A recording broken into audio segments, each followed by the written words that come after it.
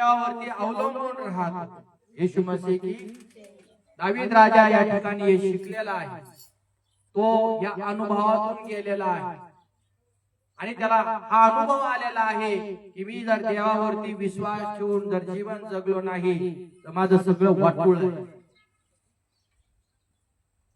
किती लोकांना वाटते माझं वाटोळ व्हावं, कुणीच हात वर करणार का बरं वाटतंय? वाटोळ होणं कोणाला चांगलं वाटतं का? सगळ्यांना वाटतं माझा फायदा व्हावा, फायदा व्हावा, माझा फायदा व्हावा।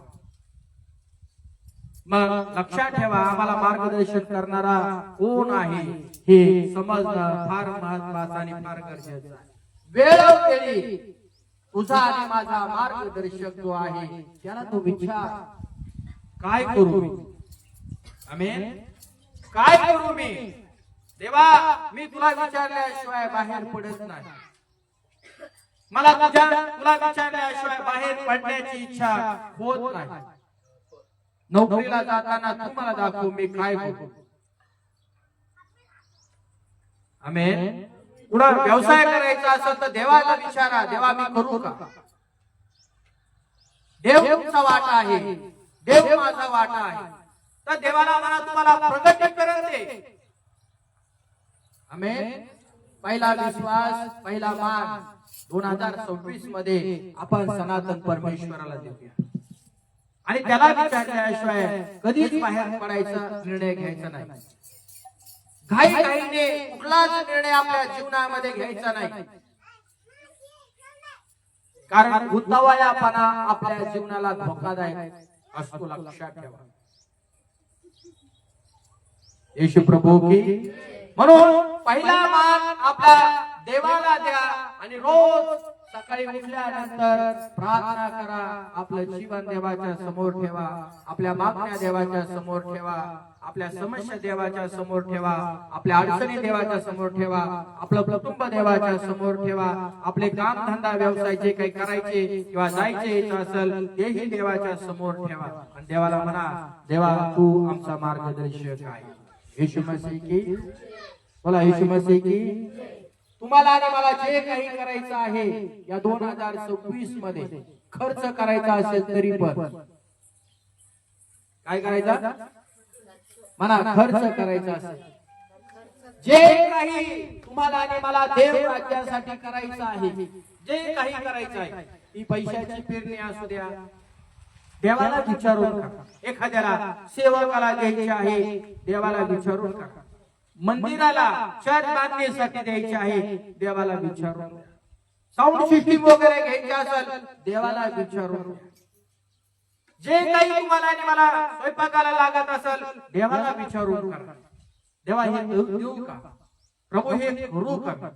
जर तुम्ही देवाला विचारून जर हे करत असाल तर एक गोष्ट लक्षात ठेवा, तुम्ही आणि मी परमेश्वराला विचारल्यामुळं तुमचा आणि माझा खर्च वाया जाणार नाही, तुमचा आणि माझा दिलेला पैसा वाया जाणार नाही। तर तुम्ही आणि जे पूर्ण शक्तीने देवाच्या कृपेने या जगामध्ये काम करत आहोत, धंदा करत आहोत, व्यवसाय करत आहोत, ते सगळं काही तुम्ही आणि मी देवाच्या कृपेच्या द्वारे करत आहोत, शक्तीच्या द्वारे करत आहोत। आणि मग आपला कष्टाचा पैसा, आपल्या मेहनतीचा पैसा वाया जाऊ नये हे तुम्हाला आणि मला वाटतं का? म्हणून तुम्हाला आणि मला जे काही खर्च करायचा असेल तो देवाला विचारून करायचा, कारण तुम्ही ताकद लावता तिथं, सामर्थ्य बळ लागतं।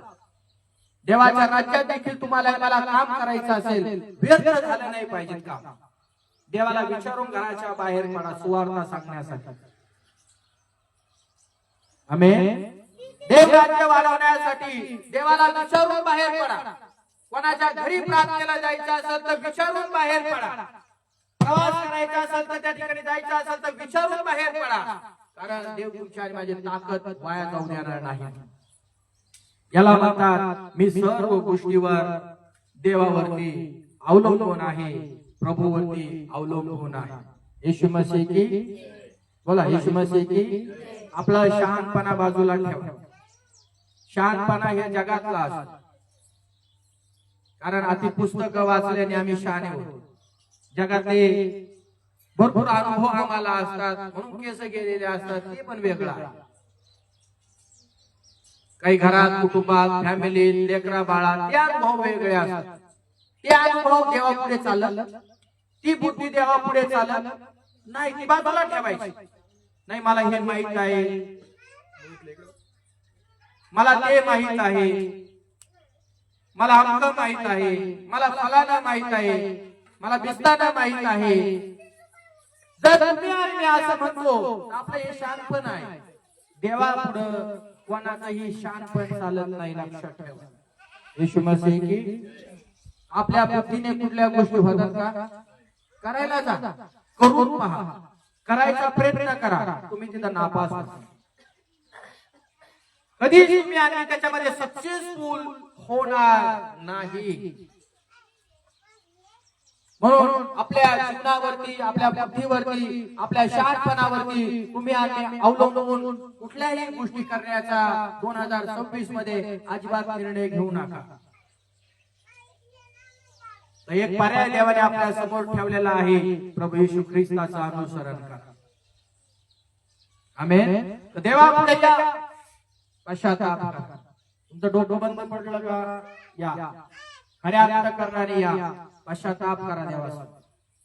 आपला पाप कबूल करा. काम का होत नाही, आपले गुन्हे कबूल करा, आपले अपराध तुम्ही कबूल करा. आणि बायबल सांगते ते सोडून आमेन. काय करा? सोडून द्या. जर तुम्ही आणि पश्चाताप केले, नम्र झाले आणि आपल्या सगळ्या चुका कबूल केल्या आणि त्या सोडून दिल्या, लक्षात ठेवा देव म्हणतो मी तुला आता मदत करायला तयार आहे. म्हणा जोराने आमेन. आणि जर देवाची मदत तुम्हाला आणि मला घेण्याची इच्छा आहे तर बायबलच्या वचनात लिहिलेलं आहे तुम्हाला आणि मला नम्र झाल्याशिवाय पर्याय नाही. आणि बघा तुमचे काम कसे होणार.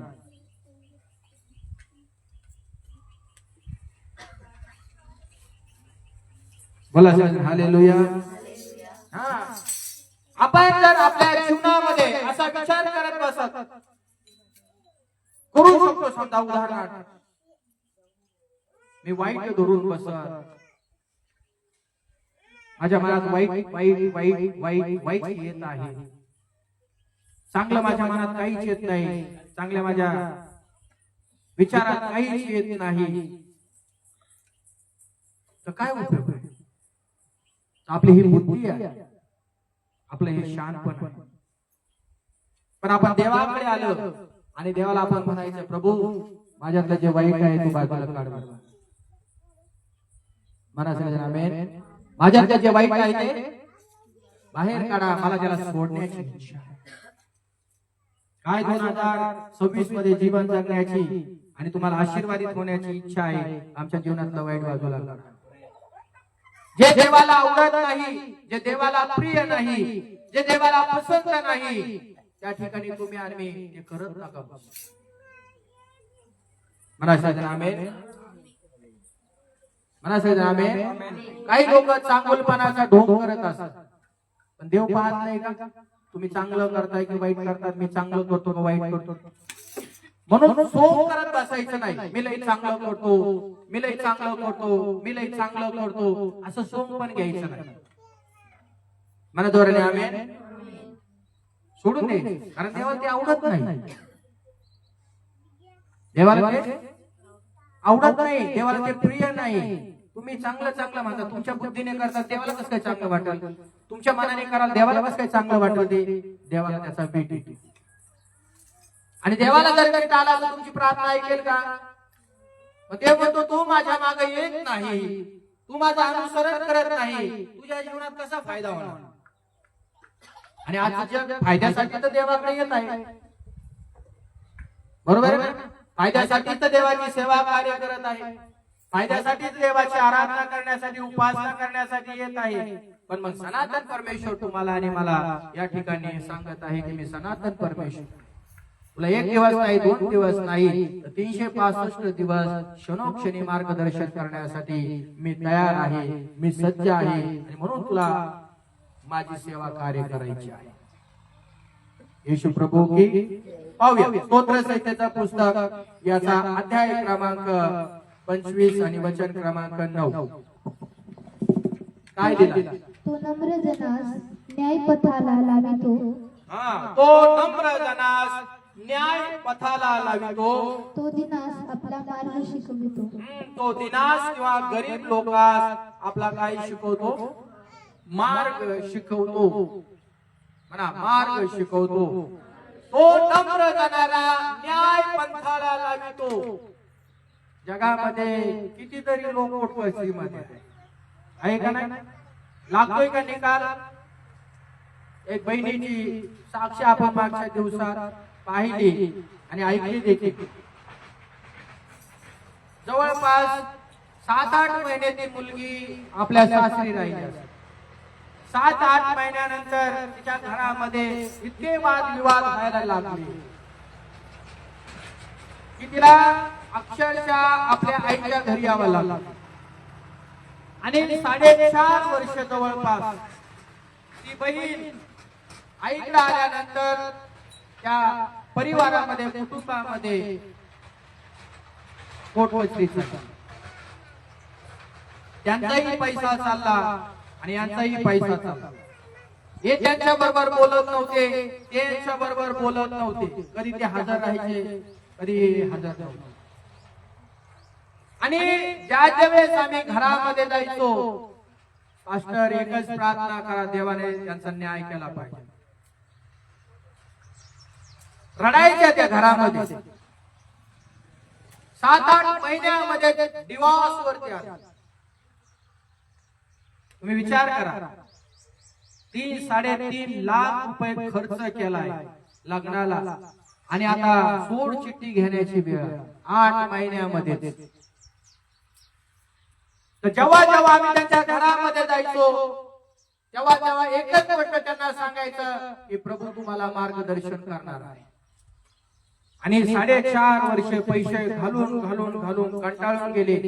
तुम्हाला सांगतो, न्यायाधीशाने तर निकाल लावलाच नाही त्या दोघा पती पत्नीचा, 2 कुटुंबाचा. न्यायाधीशाच्या वतीने ते दोघं परिवार, दोघं कुटुंब एकत्र आलेच नाही. अजून पण तसंच चालू आहे पेंडिंग. पण प्रभू येशू ख्रिस्ताने प्रार्थनेच्या द्वारे असा चमत्कार करत गेला. ते प्रार्थना करायचे देवाकडे, देवाचं अनुसरण करायचे, देवाला विनंती करायचे, देवाकडे रदबदली करायचे. आम्हीही प्रार्थना करायचो, मंडळीचे लोकही प्रार्थना करायचे. आणि माझा विश्वास आहे त्या मुलीला न्यायाधीशाने निकाल न देता तिच्या घरातले लोक त्यांच्या पाषाणाचा अंतःकरण विश्वास वाचून पाषाणाचं दगडाचं हृदय त्यांचं बदलून टाकलं आणि ते त्यांच्या सुनाला घेऊन गेले. आणि आज देवाच्या कृपेने ती 7व्या महिन्यात प्रेग्नेंट आहे. सुखाने राहती, आनंदाने राहती, शांतीने राहती त्यांच्या घरामध्ये. आज कुठलाही वाद नाही, भांडण नाही, काहीच नाही. तर देवाच्या वचनात काय दिलं आहे? जे नम्र लोक आहे, कोणते लोक? गर्विष्ठ नाही. नम्राच्या विरुद्ध काय आहे? लक्षात ठेवा, तुम्ही आम्ही देवाचे लोक आहोत, तर तुम्ही आम्ही नम्र जणांना तो मदत करण्यासाठी नेहमीच तयार असतो. देव गर्विष्ठांना देव कधीच मदत करत नाही. गर्विष्ठांचा देव माझ्यासाठी विरोध करतो. काय करतो? बोला, काय करतो? नम्रता से रहना यीशु ने कहा, अपने आप को छोटा कर यीशु ने कहा. काय म्हटलं देव? नम्र व्हा. आपल्या प्रभूचा स्वभाव कसा आहे? सनातन परमेश्वर कसा राहतो? नम्र. प्रभू येशू ख्रिस्त ज्यावेळेस परमेश्वर या भूमीवरती आला, तो कसा होता? नम्र. आणि त्याची आणि मी, तुम्ही आणि मी आणि जगातील लोक जेवढी सेवा कार्य करतात त्यांच्यामध्ये हा स्वभाव पाहिजे, नम्र. उद्धट नकोय, नकोय देवाचे लोक. गर्विष्ठ नको, घमंडी नको. देवाचे लोक नम्र पाहिजे. नम्र लोकांचा देव निकाल लावीन. नम्र लोकांना देव उत्तर देईल, नम्र लोकांना देव आशीर्वाद करेल. पुढे लिहिलं आहे, तो दीनांना गरिबांना आपला मार्ग शिकवतो. येशू मसीह की बोला सर, येशू मसीह की. जे लोक त्याच्या मार्गाने जीवन या पृथ्वी तलावरती जगतात, त्या परमेश्वराचे नेत्र त्या लोकांना रोज पाहतात, क्षणोक्षणी पाहतात. आमेन. तुम्ही आणि काय काय आणि कुठं कुठं कसं कसं जीवन जगतो सगळं काही त्याला ठाऊक आहे. तर देवाला आवडणाऱ्या गोष्टी आमच्या जीवनामध्ये 2026 मध्ये तुम्ही आणि मी करत बसलो पाहिजे. आमेन. देवाला आवडणाऱ्या गोष्टी करा, त्याच्याकडे नेहमी वळा, त्याच्या पायाजवळ नेहमी बसा आणि रोज आपले गहाराने आपल्या सोडवणाऱ्या देवाच्या पुढे टाकून द्या, टाकून द्या, टाकून द्या. आणि देवाला म्हणा, देवा मला तुझ्या मदतीची गरज आहे. जर तुम्ही आणि हे जीवन जगत आहे तर तुमचे आणि माझे पाय किती जाळ्यामध्ये गुंतलेले आहेत. 2025 मध्ये कदाचित तेवढे जाळे तुमच्या जीवनामध्ये असतील की त्याच्यातून तुम्ही सुटले नसताल. पण 2026 मध्ये तुम्ही प्रभू येशू समोर असं लीन व्हा, सनातन देवासमोर असं लीन व्हा की तुमचं जाळं ऑटोमॅटिक फाटलं पाहिजे. कारण तुम्ही लीन झाले, तुम्ही नम्र झाले का त्या नम्र लोकांमध्ये देवाचं सामर्थ्य काम करतं. आणि देवाचं सामर्थ्य नम्र लोकांमध्ये जर काम करायचं चालू केलं तर कुठलंही जाळं, कुठलेही बंधन, कुठलेही शाप, कुठलेही आजार, कुठलीही समस्या तुमच्या आणि माझ्या डेऱ्यामध्ये, तुमच्या आणि माझ्या घरामध्ये, तुमच्या आणि माझ्या कुटुंबामध्ये थांबणार नाही. हे पळवाट काढते. कुठलाही शैतान थांबणार नाही. म्हणाल का आमेन? जोराने म्हणा आमेन. जाळ्यातून बाहेर निघायचं असेल तर देवाच्या वचनामध्ये लिहिलंय, वळा त्याच्याकडे पुन्हा एकदा आणि म्हणा देवाला की देवा 2025 मध्ये माझे पाय खूप जाळ्यामध्ये पडले होते पण मला एवढी मदत नाही मिळाली. देव करायला तयार होता पण मी मदत घेतली नाही देवाची कदाचित. पण 2026 मध्ये असा निर्णय घ्या, सुरुवातीपासून वर्षाच्या शेवटापर्यंत आणि जोपर्यंत माझ्या श्वासात श्वास आहे तोपर्यंत मी देवाच्या मदतीवर अवलंबून राहील. आणि देव माझ्या जीवनाला, माझ्या घराला, माझ्या कुटुंबाला, माझ्या परिवाराला, माझ्या फॅमिलीला संकटातून, जाळ्यातून, शैतानाच्या मोकळं करेल. मला सांगा आमेन. आणि जाळ तोडणं सोपं नाही पण देव तोडू शकतो. मला दोन आमेन. हा, मग जाळ्यात जर पाय अडकले असेल तर कोण सोडवीन? कोण सोडवीन? हे जाळ तोडण्याची ताकद कोणामध्ये आहे? म्हणून देवाच्या वचनामध्ये तुम्हाला आणि मला या ठिकाणी सुंदर वचन बघायला मिळत आहे. आणि या वचनामध्ये तुम्हाला आणि मला समजून येतं, कळून येतं की देवाविषयी तुम्हाला आणि मला 2026 मध्ये भीती बाळगायला पाहिजे. काय बाळगायला पाहिजे? म्हणा, भीती बाळगा देवाची, म्हणजे देव तुम्हाला आणि मला मदत करेल. तुम्ही आणि देवाकडे वळलोच नाही तर आपल्याला मदत मिळणार, मदत मिळणार. तुम्ही आणि देवाकडे वळलो, बोलण्याच्या अगोदर घडलं. म्हणा जोराने आमेन. पुढे एक वचन वाचूया आपण स्तोत्र संहितेच्या पुस्तकामध्ये 25 अध्याय 15 वचन मध्ये काय लिहिलं आहे? माझे नेत्र परमेश्वराकडे नित्य लागले आहे. माझे नेत्र देवाकडे, सनातन परमेश्वराकडे नित्य लागलेले आहे. 2026 मध्ये सगळ्यात अगोदर नेत्र कोणाकडे लावा? मी म्हणाल मी झोपातून उठले ना, मी पहिलं झोपातून उठायच्या अगोदर माझे डोळे बंदच राहतात.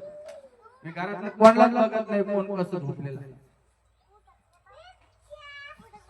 पहिलं मी देवाला पाहतो, डोळे बंद करून, आणि त्याच्या संग बोलायला मी चालू करतो.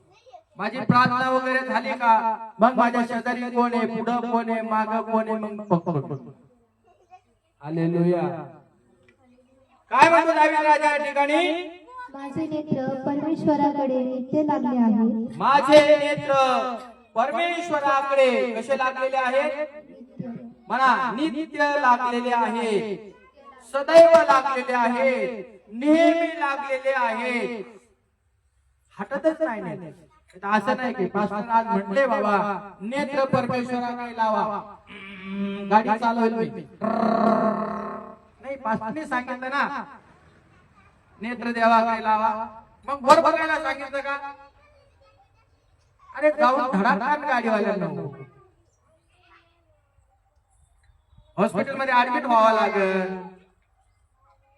आत्मिक नेत्राने तुम्ही आणि पहिलं देवाकडे पहा. तुम्ही मी उठून गोधडीतून उठल्यानंतर डोळे बंद करा, जगी काही डोळे बंद करा आणि प्रभूकडे आपलं लक्ष लावा, वचनाकडे आपलं लक्ष लावा. वचनाला धरून तुम्ही आणि प्रार्थना करा. प्रार्थना मैं तुझसे करूं ओ मेरे प्यारे मसीहा. प्रार्थना मैं तुझसे करूं ओ मेरे प्यारे मसीहा. काय करा देवाकडे म्हणा, प्रार्थना करा. माझे नेत्र देवाकडे नित्य लागलेले आहेत, तो माझे पाय जाळ्यातून सोडवीन. जगामध्ये कुठले कुठले जाळे? आदामाने हवेला जाळ आलं होतं, हवेला आलं जाळ समजून सांगा, आहे ना? कुणी जाळ्यात टाकलं का तेच पडले जाळ्यात? बोला, फळाच्या जाळ्यात कोण पडलं? अरे फळाच्या जाळ्यात कोण पडलं? देवाने पाडलं का सैतानाने पाडलं का तेच पडले? हॅलो, सैतानाने नाही पाडलं त्यांना, तेच पडले. मोह पाशाचं जाळ आलं आणि हवेने त्याच्याकडे पाहिलं, किती फळ चांगलं. आणि जाळ्यामध्ये हवा पडली आणि आदाम देखील पडला. मोहामध्ये बायबल सांगते ते पडले आणि या मोहा पाशाच्या जाळ्यात पडल्यानंतर बायबल सांगते त्यांचे पाय जाळ्यामध्ये अडकले, पापाच्या जाळ्यात. एका मनुष्याने बायबल सांगते पाप जगामध्ये आणलं, पण बायबल सांगते दुसरा आदाम ज्यावेळेस मानव रूप धारण करून अर्थात प्रभू येशू ख्रिस्त या पृथ्वी तलावरती आला, असं लिहिलंय त्याने तुमचं आणि माझं पापाचं जाळं तोडलं. मनाद्वारे आमेन. तर देव तुम्हाला आणि मला त्याची सेवा कार्य करण्यासाठी आज पुन्हा एकदा इन्व्हिटेशन देत आहे, आमंत्रण देत आहे की तुम्ही आणि मी जाळ्यामध्ये राहू नये, मोहात राहू नये, संकटात राहू नये, तर त्याच्यातून मुक्त करण्याचं आश्वासन शब्द देवाने, सनातन परमेश्वराने तुम्हाला आणि मला दिलेला आहे. येशू मसीह की देव तुमच्या आणि माझ्यामध्ये प्रकाशाच्या द्वारे कार्य करतो, सामर्थ्याच्या द्वारे काम करतो आणि अंधकाराची जी ताकद आहे ती सर्व येशू ख्रिस्ताच्या नावामध्ये तोडून टाकणार आहे. अंधकारात तो प्रकाशणारा प्रकाश आहे. हालेलुया. आणि येशू मसीह की जय बोलो, जय बोलो, येशू मसीहा की जय बोलो. बोलो जय बोलो, जय बोलो, येशू मसीहा की जय बोलो, जय बोलो, येशू मसीहा की अरे जय बोलो, बोलो, येशू मसीहा की. आमेन. त्या जाळ्यातून तुम्हाला आणि मला सोडवण्यास परमेश्वर समर्थ आहे. येशू मसीह की. म्हणून त्याचे तेज ज्या जाळ्यामध्ये आहे वाईटाच्या, परमेश्वराचा प्रकाश या 2026 मध्ये या लोकांमध्ये पडणार आहे. तुमच्या आणि माझ्या माध्यमातून सुवार्त्याच्या द्वारे ख्रिस्त त्यांना भेटणार आहे, सनातन परमेश्वर त्यांना भेटणार आहे आणि ते लोक तुमच्या आणि माझ्या सुवार्त्याच्या द्वारे येशूच्या नावाच्या संकटातून मुक्त होणार आहेत. येशू मसीह की. मानव त्रासात आहेत बघा, संकटात बघा, आजारात बघा, निराशात बघा, पापात आहे, अंधकारात आहे, श्रापात आहे, आजारात आहे, दुःखात आहे, व्याधीत आहे, वेदनेत आहे. कोण या माणसाला संरक्षण देणार? कळतंय का तुम्हाला? कोण संरक्षण देणार? कोण त्या माणसाला सोडवणार? कोण व्यक्ती आहे? जर तुम्ही आणि परमेश्वराचं मार्गदर्शन घेणार नाही तर तुम्ही आणि या जाळ्यातून कधीच बाहेर निघणार नाही. म्हणून आपलं लक्ष या जगामध्ये जगत असताना रोज तुमच्या आणि माझे एक एक पाऊल खड्ड्यामध्ये पडणार आहे. परंतु आपली जर नजर देवाकडे असेल तर खड्डं भरणं त्याचं काम आहे. खड्ड्यामध्ये हात लावणं किंवा हात उभारणं त्याचं काम आहे. आणि तुम्हाला मुला ठेव माझ्या हातावर पाय तुझं, तू खड्ड्यात नाही पडणार, मी तुला खड्ड्यातून वाचवण्यासाठी उभा आहे. येशू मसीह की, येशू मसीह की. आणि शेवट वचन वाचूया यशाचं पुस्तक याचा 58वा अध्याय. यशाचं पुस्तक याचा 58वा अध्याय हे नवीन कराराचं पुस्तक आहे. Praise the Lord. जुन्या करारात वाचा यशा 58 आणि वचन क्रमांक 11 आपण वाचूया.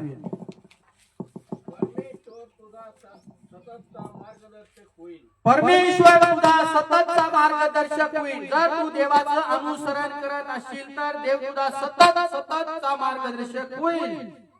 तो आवर्षण समयी तुझ्या जीवास तृप्त करील.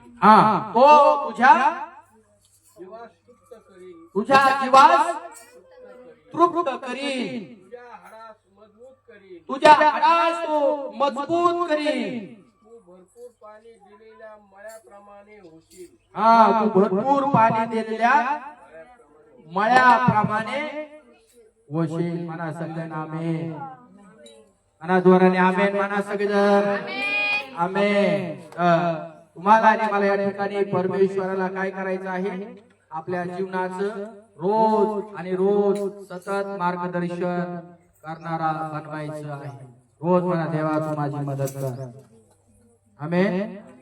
आणि जे लोक विश्वासू जीवन जगत आहे त्यांचं जीवन रोज ताजतवानं करणं त्याच्या हातामध्ये आहे. जसं शेताला पाण्याची गरज आहे तेव्हा शेत हिरवगार आहे. झाडाला पाण्याची गरज आहे, झाड हिरवगार आहे. आमच्या जीवनाला सतत सतत देवाच्या वचनाची गरज आहे, देवाच्या मार्गदर्शनाची गरज आहे. म्हणजे आमचं जीवन फलवंत झालं पाहिजे.